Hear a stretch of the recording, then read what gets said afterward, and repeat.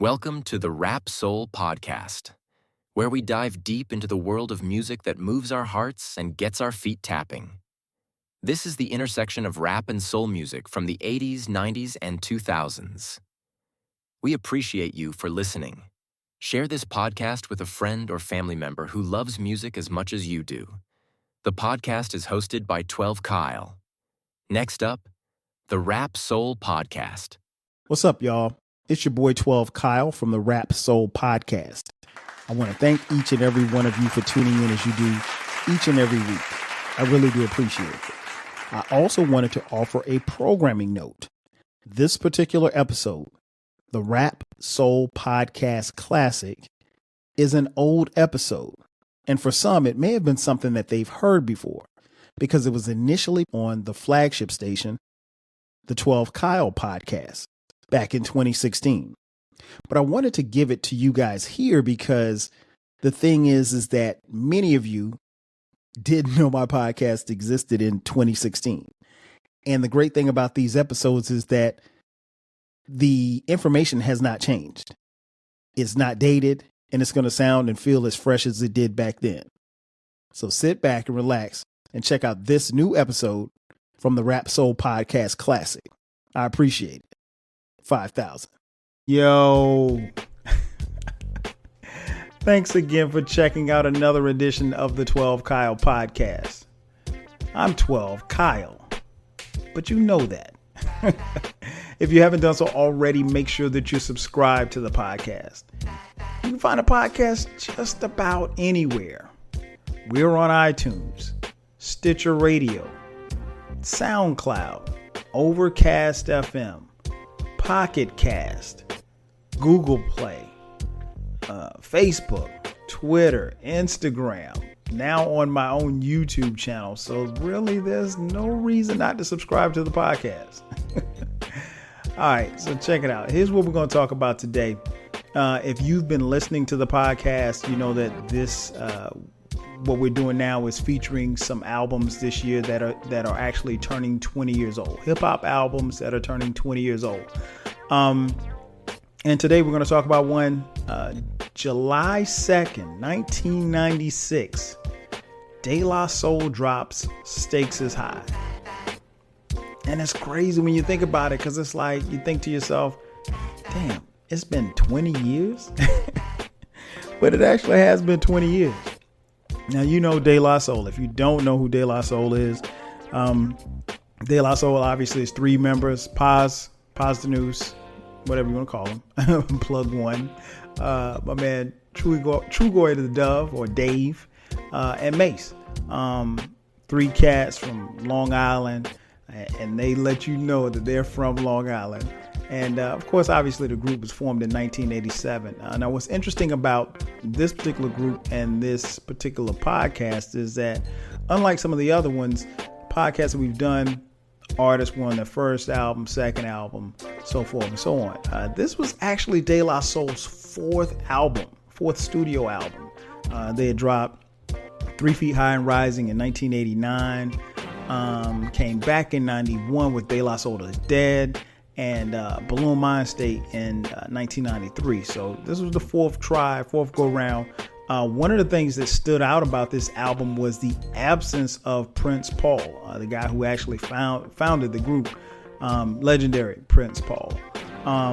So that was crazy in and of itself, but you have to kind of remember what was the backdrop of what was actually going on in July of 1996. I think really at that particular time, hip hop was very, very, what's the word I want? It was very visual. I mean, like it was about, hip hop has always been flossy or what have you, but it was very visual. You had the Hype Williams videos, and, the shiny suit era was coming in. And you had guys that was just coming out that were just really, really flashy. And, it really gave way to a culture that was becoming kind of overblown as far as your money was concerned, very money obsessed, very misogynistic. And that's where hip hop was. And you also have to keep in mind that at that particular time, the East Coast, West Coast beef was going on. And, you know, for the most part, De La Soul and the whole Native Tongue collective that they belong to, they really weren't involved in that. They were kind of in the middle, but, you know, they didn't necessarily side on the East Coast or West Coast or whomever. They were in the middle, and what they were trying to do was make a statement as the quote unquote Jiggy era was unfolding. And they did. Oh man, this album, this is a dope album. This is one of the best albums of 1996. I think you don't necessarily have to be a De La Soul fan, because I think, relatively speaking, De La Soul was and still is very, very much underrated and slept on by the masses. I mean, they know De La Soul's hits, but you just don't know how. You have to sit down and actually listen to them and just understand how creatively and how dope they are and what they bring to the table. So yeah, it was, I think at that particular time, this album was truly a breath of fresh air. You have to remember, like I said, the East Coast, West Coast beef was going on. And just based on some of the albums, I'm just going to tell you what was on the charts at the time. I mean, Tupac's album was on the chart, All Eyes on Me. Fugees were already on the charts, and this is how bugged out it was and how tough the competition was. De La Soul's album dropped July 2nd. Well, the week before, Reasonable Doubt dropped. And the same day that Stakes is High dropped, Nas dropped It Was Written. Are you serious? So you talk about competition. So but that was good because you had all of this kind of music coming out, and it was really, really fueling the genre. Now, if you want to take a look and see where, I think some of the stellar attributes to this album happen, I think you got to start with the production. Now, to their credit, and I don't think they get enough credit, but most of this album was self-contained, meaning that it was produced by De La Soul. And so that, again, in and of itself was kind of a break because, again, they didn't have the legendary Prince Paul on this one. And he had worked with them on their previous 3 albums. So, if you go into it, if you think back to that time, if I told you a month before the album's coming out, hey, yo, De La Soul's going to drop a new joint, but Prince Paul ain't going to be on it. I mean, like, you'd be looking like you're crazy because he was heavily involved in all of the 3 projects prior to this album. So you don't have Prince Paul, but De La Soul produces most of the album. You also got help from Spearhead X, OG, my man Skef Anselm, and the legendary, in my personal opinion, the greatest hip-hop producer of all time. Rest in peace, Jay Dilla. Yes. That's my man. So I thought the production, man, it really, really flows well throughout the album. And I think one of the things that kind of stands out is that the production, for as dope as the production is, it does not override what they're talking about lyrically. And De La Soul used this platform basically this album more or less was a mirror, if you will, to show hip hop where it was at the time and where it was actually going. And I think when you're speaking and you're diving into the lyrics, I think sometimes it's easy to get lost, particularly if you have a dope beat, because a lot of times the first thing people are going to hear is the dope beat. They're not going to be checking for your lyrics. But that didn't happen. I think for them, this was a perfect blend of dope lyrics and dope sounds. And, it was, the beats were just raw, but they were tight. I mean, like, they were very, very unique, a lot of samples. The samples were really, really smooth, jazz influence, soul influence. But again, they did not override what De La was, rapping about or anything like that. They didn't get lost in their beats. So, and that tends to happen. It didn't really happen a lot so much in the mid 90s. It did somewhat as you moved into the 2000s. But yeah, this was an incredible album, and like I said, it begins and ends with the production. Then you go down the track listing, and I mean, I could literally talk for an hour about each song. I won't for the sake of time, but this is an incredible album, man. I mean, first the album starts off with the intro. And I thought the intro was really, really cool because if you listen to the intro starts with snippets, and it's just dialogue of people who are talking about the first time that they heard KRS-One's Criminal Minded. And in my opinion, Criminal Minded is one of the probably top 10 hip hop albums of all time, right? So you got that. And that was really, I thought that was dope at the time because it was their way of paying homage to KRS-One, an MC who, preceded them. And now keep in mind, this is 1996. So, and they came out in 87. KRS had already been out, but, technically he's one of their contemporaries, but they're still showing him love. And I think that's really what hip hop was about, particularly in 1996. If you could show that love and continue to, push the culture, if you will. So then you move on to the next song, Super MCs. The chorus alone brings you, I mean, it's a tight beat. Nice samples from, I think they sampled Run DMC, they sampled Lottie Dottie, a couple other songs too as well. Adventures of Super Rhyme by Jimmy Spicer. So I'm getting sidetracked here. That song I thought was dope because they said, whatever happened to the MC? And then they said, MCing ain't for you. And again, I think this is dope because what they're doing is hip hop at that particular time, hip hop was changing. It was moving in a different direction. Some would say that hip hop was losing its lyricism. And you could make a strong case that it was. But I think that was De La Soul really talking to the industry. Whatever happened to the MC? MCing ain't for you. You out here talking about you an MC, but MCing ain't for you. So, again, I thought that was dope. Dope track. Then you move on. Well, actually, you know what? Let me give you a little bar. One of my favorites. I said I wasn't gonna do this, but I'm gonna do it anyway. One of my favorite bars.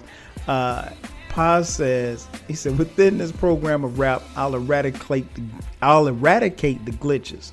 I'm dark like Wesley, but I be sparking more bitches. And then, and to them, my constellation put your lives in jep, while others represent. I present my rep. What? That was dope. That's like my favorite line in that song. So then you move on to, and I could do this for every song, but I'm not. Then you move on to track 3, The Business, which is with my man Common. Man, this joint is so dope. I mean, first the beat comes in, doom, doom, doom. I mean, like, if you can't bob your head to that, something's wrong. I mean, that beat is the essence of what I think, hip hop is. That's a dope ass hip hop beat. And, Common's on there. And anytime you can get other, I mean, like, De La was they're two dope MCs within their own rights. And so, if they put somebody on the track, like you had to spit. You couldn't come on there half stepping with De La. So my man Common jumped on there. He said, I peep game like a referee in sole control of my destiny. In the best out of 3 out of 5, I whoop anybody's ass in NBA Live. Oh my God, are you serious? NBA Live was the joint in 1995-96. I personally spent many hours playing NBA Live, and I pretty much whipped everybody's ass that I played. So that line had me hooked, man. I told you guys before, like a lot of times I look for a hook, a little bar or two that'll kind of reel me in, man. That when he said that, I was like, yo, I'll play Common NBA Live. I'll whip his ass. Then you move on. Once again, Long Island, the next track, another banger. Then you get to number 5, Dinnernet, man. Dinnernet is like, it is the quintessential De La banger, man. It's one of those joints where like you'll hear it, like you can hear it at like 10 o'clock, and then like 2 o'clock, it's still in your head. You're like, Dinnernet, what? Dinnernet. That's my joint. And again, I could break down every facet of the song, but I don't want to make a 2-hour podcast. Then the next song is The Breaks. Another type one. They kind of pay homage to using the sample from Kurtis Blow's The Breaks. I mean, man, it's so many. When you listen to that song, it's so many bars in that one where you just, I mean, those guys, they hooked you in. Plug 1 and 2, man. I mean, what can I say? I could go on and on about that track. Dog Eat Dog is the next track. I always thought this was funny because the little dog barking in the background. Now, the first couple of times I heard it, I'm gonna be honest, I didn't like it. I was like, man, what is that noise? I was like, is that a dog? And I was like, I don't know about this one. So if you want a podcast where culture, conversation, and life collide, where you get insightful commentary, engaging discussions, and a fresh perspective on everything, then you need to listen to the 12 Kyle podcast. Hosted by the one and only, yours truly, 12 Kyle, a voice that you know and trust. This podcast will bring you thought-provoking moments, compelling stories, and a whole lot of fun. Whether you're a first-time listener or just tuning in, each episode promises to be something new and exciting. So sit back, relax, join 12 Kyle, myself, and my guests as we break down the world around us and give you stories that you've never heard before, from nostalgic throwbacks to everything in between. The 12 Kyle podcast is a front row seat to this conversation. Subscribe now and never miss an episode of the 12 Kyle podcast, where the vibe is always real and the discussion is always worth your time. Are you feeling nostalgic for the golden eras of rap and soul music? If so, tune in to the Rap Soul Podcast. We are your weekly journey through the 80s, 90s, and 2000s, spotlighting the music and the hidden gems that shaped the soundtrack of our lives. From the powerful beats to the soulful melodies, we bring you the best of the past with fresh insights and stories. Rediscover the music that defined a generation. Subscribe to the Rap Soul Podcast and enjoy the vibes. This was a song that I didn't particularly care for and didn't really understand how it was on the album at my first couple of listens. After that, I was like, yo, I like this. Then the next track after that is track 8. And we go to, and that's Baby, Baby, Baby, Baby, Oh Baby. Another one. I mean, like, this one it's a different kind of track, but you have to actually sit and listen to it. And I remember, the first time I heard it, they drop a couple of jewels in it, and like they kind of fly over your head. And then you realize, like, there's a part where, I think it was Dave. Yeah, Dave was talking about what he was talking about. No, I'm sorry, it was Paz. It was Paz News. He was talking about Biggie. It was kind of like, for lack of a better term, a subliminal diss. He was kind of like talking about Bad Boy, because at this particular time, Bad Boy was running hip hop. Biggie was still alive at the time, and so was Tupac. But this was, their battle going back and forth or whatever like that. And to be honest, I don't know if Biggie ever took offense to it. But he kind of, if you listen to the track, I'm not going to spoil it for you. I mean, you should know the track, but but yeah, listen to it and pause. He kind of took a little swipe at Biggie. I like that joint though. Next track number 9, Long Island Degrees.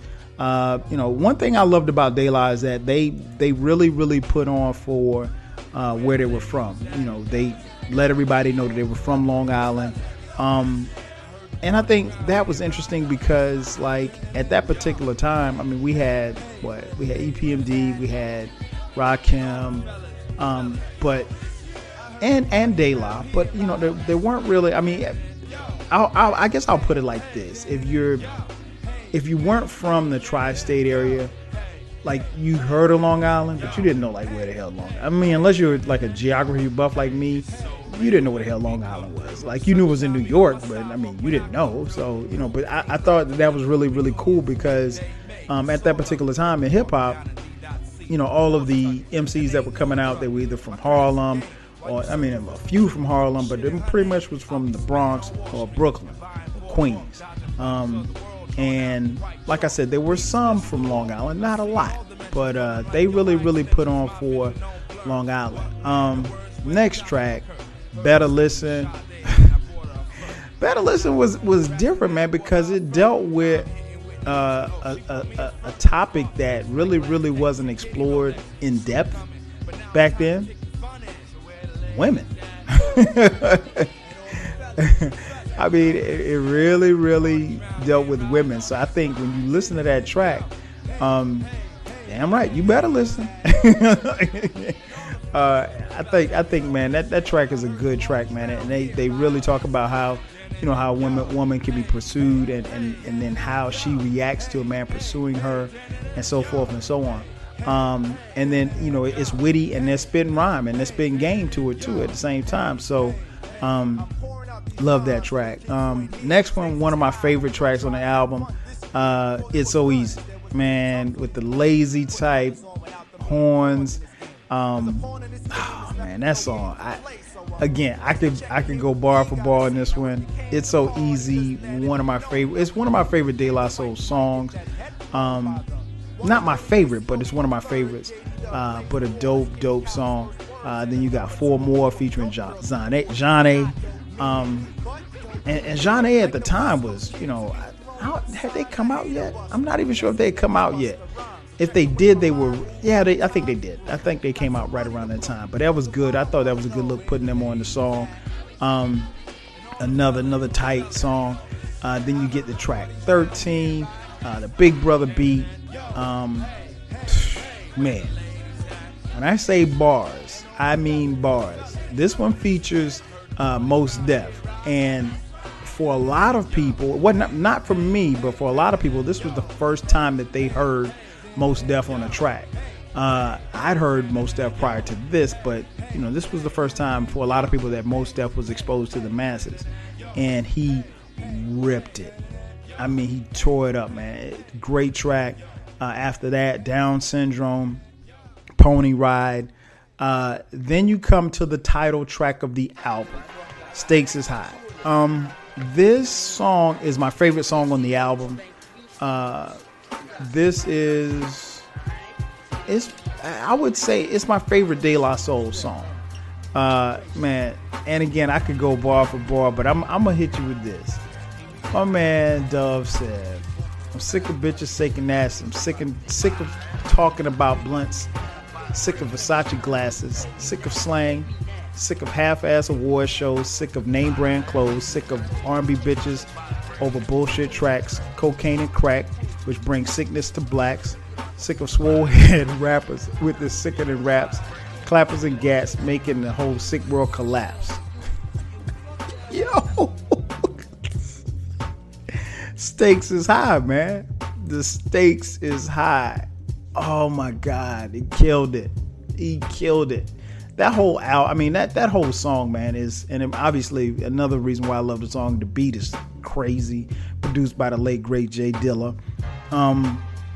Man, that particular song, I think, was basically the blueprint for what they wanted the album to be and then what they were saying to hip hop.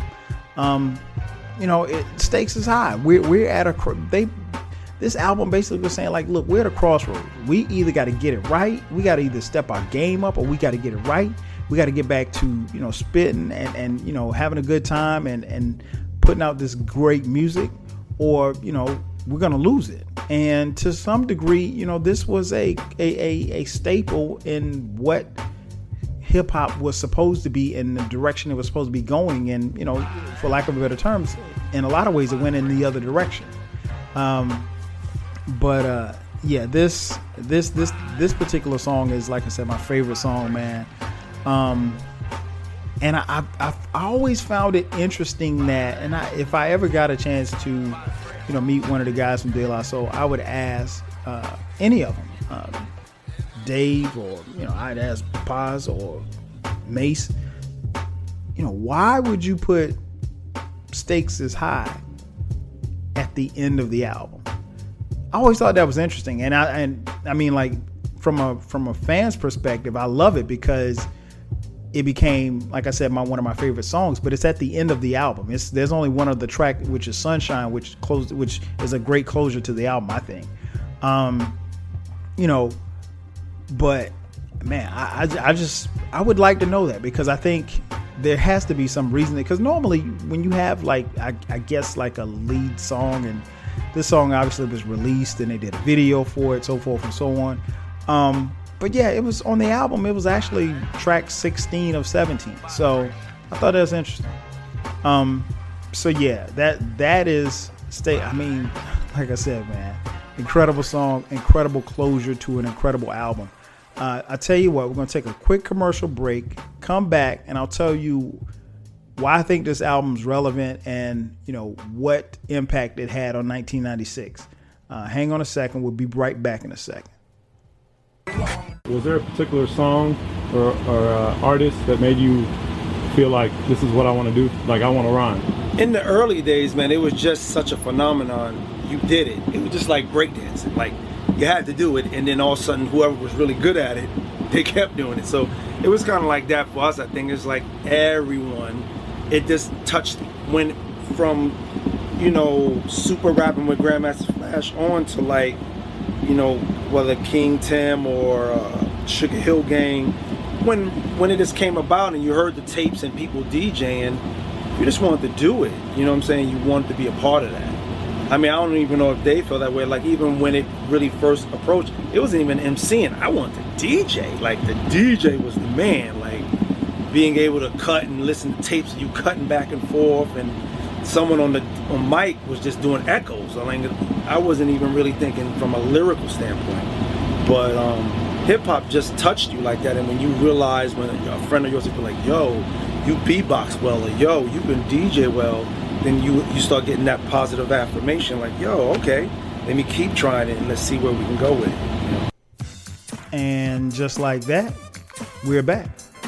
As I mentioned at the top, we're talking about Stakes is High by De La Soul.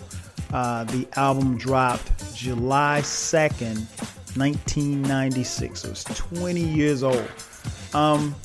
My thoughts on the album are pretty simple. I think this was a dope ass album. I think first and foremost, man, the album is lyrical, and for someone like me who really appreciates lyricism, I still go back and listen to this album quite often, and I think every time like that I listen to it, I hear something different that I didn't hear before, and I've listened to it, hundreds of times.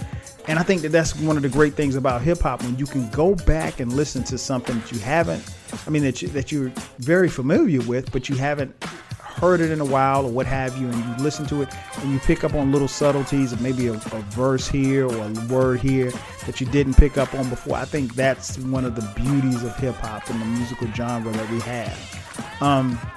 So the music, I think, like I said, the production is tight. I think, first and foremost, Dave and Paz, they're very complex MCs. They don't have similar styles, but they fit very well together. And And I know that those guys, they probably could have done, maybe wanted to do, big solo projects or whatever. And I don't know if the masses would have flocked to them the way that they did De La's projects. But, obviously, both of them can hold their own. It's not like, you got one guy in the group that can really rap and one guy's, all right, that type of thing. No.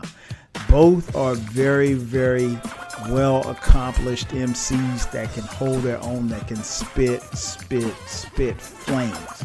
So I think more than anything else, that's what you get from them on every song, is the fact that, you're not going to have a song where plug 1 is down and plug 2 is up, or vice versa. They're going to give you raw De La Soul, raw material, and just, like I said, great lyrics. So that's one of the things I think that really stood out about this album. I think part of the reason why it's as relevant as it is and as it was in 1996 and how it is today is because, like I mentioned earlier, De La Soul with this album, they basically held a mirror up and they said, look, even, and again, like I said, you look at some of the songs and there was a couple of references. They weren't mentioning anybody by name, but, I felt like they took a couple of shots at Bad Boy and, maybe, I don't want to say Jay-Z because he wasn't out yet, but, the Shiny Suit era, they took shots at that and they took shots at people who weren't lyrical because they're like, look, we're lyrical. This is what hip hop was about. If you want to listen to that, hey, be my guest, but we're going to show you what the industry is turning into. And, they, in a lot of ways, De La Soul with this album, it was a cautionary tale as to where we were headed, where we were getting away from lyricism and we're getting more into the commercialization of, hip hop. And, unfortunately we took that turn and, we've been, we've been turning ever since. So, I think it's, I think that's what this album represents. And I think that in and of itself, because De La Soul was very well accomplished, you can make a case that, I definitely know 3 Feet High and Rising, classic. De La Soul is Dead, classic. This album here, Stakes is High, to me, if I had to give it mics, I would probably give it 4.5 mics. And that's not to say that, there's some that would give it 5 mics. There's some that would give it 4. It just really depends on who you ask, but I don't know anybody that would say like, yo, this is whack. Because it's not. That's why. It's not a whack album. This is a dope album. And then, lastly, I think one of the things that people have to understand too is when you listen to this album, you also have to look at what was going on. This album dropped in the summertime, and as I mentioned earlier, in July, sandwiched between Reasonable Doubt, It Was Written, and Outkast's ATLiens. So, I mean, you've got these albums coming out back to back to back to back. And, not to mention, as I mentioned, Tupac was on the charts. Biggie was charting. I mean, so there was a lot of competition. And this album more than stands up to the competition. It holds its own. Again, this is one of the best albums of 1996. Period. I don't know how to say it any better. This is one of the best albums. And keep in mind all of the albums that I've mentioned. This is one of the best albums in 1996. And I think one of the things, that really stood out to me about this album is De La Soul. Not only were they saying, hey, we're dope, we're lyrical, this is what we do, but you can also sense that De La Soul was concerned about where hip hop was going. Maybe they saw that we were getting ready to get on the whack track. I don't know. But this album, no matter where you slice it, this is a great album.